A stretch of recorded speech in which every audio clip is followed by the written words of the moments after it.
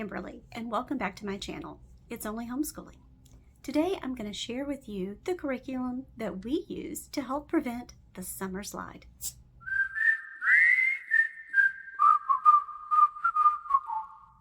First of all, do we homeschool in the summer? Some families do year-round homeschooling. They take longer breaks.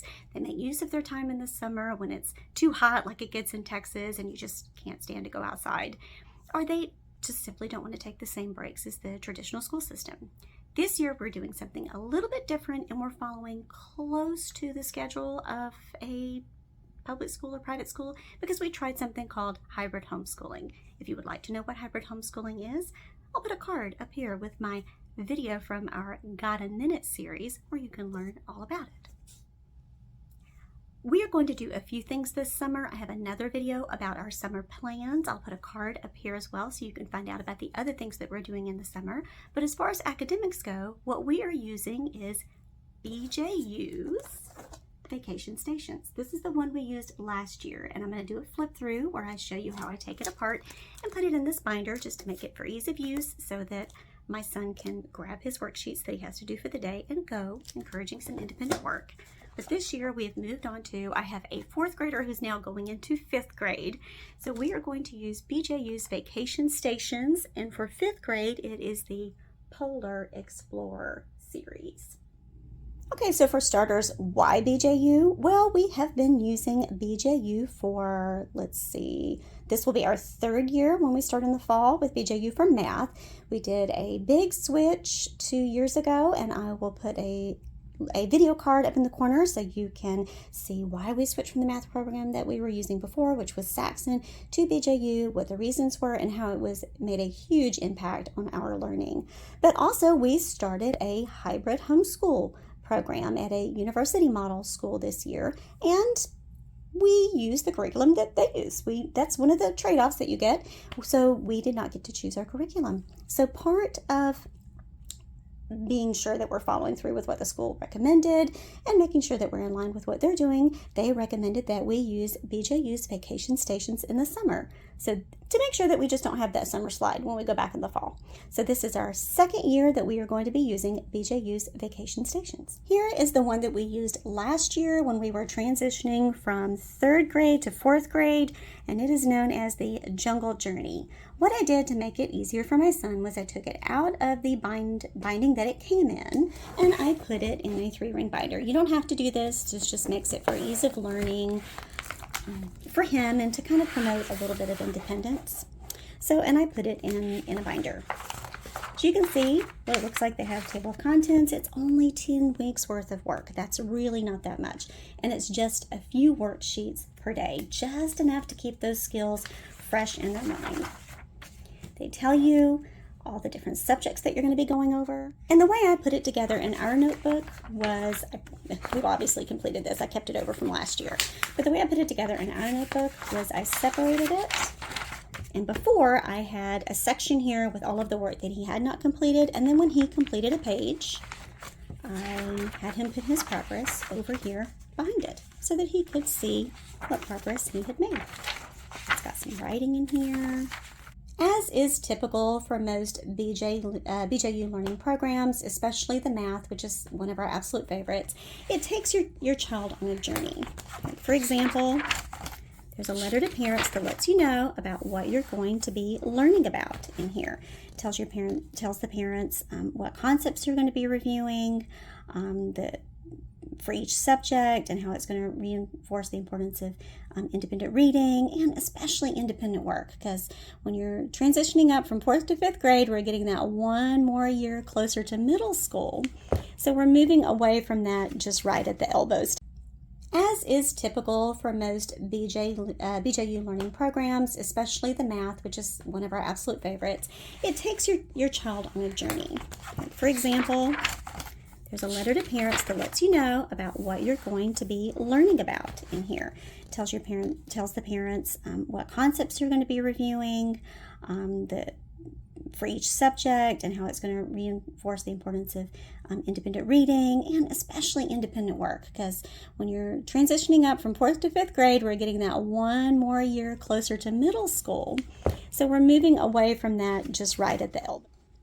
Okay, and as we turn the page, it gives you some really helpful hints as a parent, some teaching tips, and it does it really in a really cool and cute little fun way, such as your itinerary. Gets you into the importance of a schedule, because in the summer we're all tired. We at least in our home, we sleep in a little bit later. We kind of see where the day takes us, but the day can get away from you pretty quickly if you don't actually schedule a set time of day for learning to happen. It tells you what you will need, a designated place for you to work, making sure that you're staying on top of your child's work. And also, it teaches you how to make your child responsible for staying on top of recording their work. And that can be very reinforcing for their independence and for their self-esteem. And then station stops. It tells you about the different stations that are included in here so that your child can practice specific skills. And each week includes 2 reading selections with questions. And here are just some examples of what it looks like. The progress report, so that your child can monitor, and then you go and initial when they monitor how well they've done, if they need to review another concept, what they've finished. And then you got it by the material by day. And see, it's just very, very short amount of material, just enough for review, just enough to keep it fresh. It's really not bad at all. See, that was it. That's all you have. 2 full days, day 1. 2 full days, day 2. A reading passage and some questions. Now, what I will say that we have done in the past, in our house, if you've paid attention or saw any of our previous videos, we have dysgraphia. So when we get to places where there's a lot of writing, there are times when I will just simply allow my child to answer those questions orally. That's how we accommodate for learning at home, because we are working on our typing skills, but I am not going to have him take the time to type these out, I'll be honest. But you get to practice your math skills, just pretty much reviewing, and it's fun. You even get little breaks built in too. So it's not all work and no play. That would make for a very dull review during the summer as well. See, now we're on to week 2. It's really not that bad. These pages, I would say, for my child, when I cut out the unnecessary handwriting, it might take us anywhere from 10 to 20 minutes, if that long. Okay, so now we've made it through all of the 10 weeks of workbook assignments, and we get to give ourselves a big ol' congratulations to reinforce sticking with it.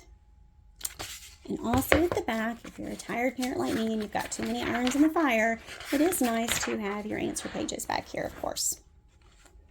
And this is also a good opportunity for you to just say, okay, you did well. Now you can go check your answers back against the book, which is another reason I take it out of this and I put it in the 3-ring binder, because I will keep the answer key, and then when he's done, he can come to me to get the answer key to see how he did. And that's it. Pretty simple. Not a lot of work, maybe 10 to 20 minutes worth of work a day. Maybe a little bit longer if he's writing a longer passage. If it gets to where they're really working on his writing skills, I will probably cross over and use that for his dance mat typing and have him type it in there. But a lot of times I'm just not going to have him do the whole thing. We know as homeschoolers, we don't have to finish the book. But having a little bit of this material so I can have it fresh in his mind by the time we go back to school in the fall gives him a little bit of comfort, and it keeps him from having to do so much review. Why not do it now while it's fresh than having to start over completely when the fall rolls around? I will put links for this and for the other one that I used for last year for BJU's Vacation Stations in the box below. If you like this video and you'd like to see more reviews, please let me know in the comments section. Also, let me know what you're using to help prevent your summer slide. And if you want to see more videos, be sure to like and subscribe. Thank you so much for watching. Remember, education is a journey, not a destination. Have a great summer.